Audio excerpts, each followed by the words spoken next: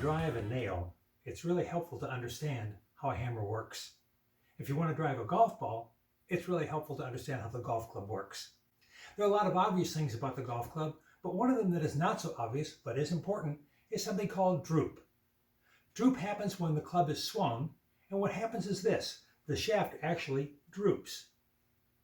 This is caused by the fact that the center of the weight of the club wants to line up with the handle.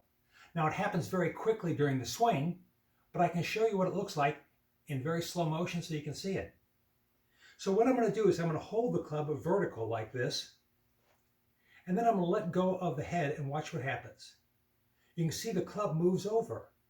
What happens is that the center of the weight of the club head wants to line up with the handle.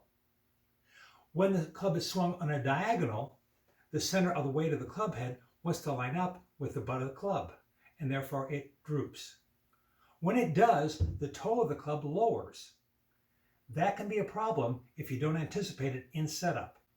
For those players who sole the club centered on the club head, what's going to happen is the club is going to droop, and when it does, the toe of the club is going to be lower. It'll tend to catch the turf.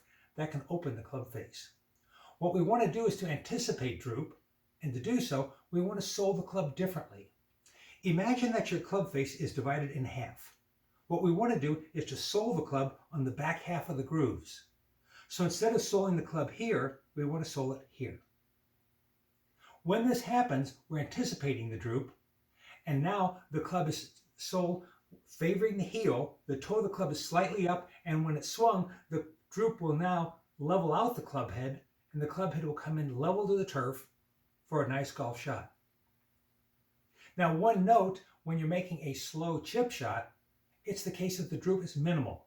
So for those, if you're chipping off of a tight lie, you can go ahead and sole the club flat because the droop will not be of any measurable notice. So with regard to your clubs, consider droop. It happens all the time. It happens to every club. When you make a full swing, the shaft is going to droop. So anticipate it by soling the club favoring the heel. I'm LeBeau with Heartland Golf Schools.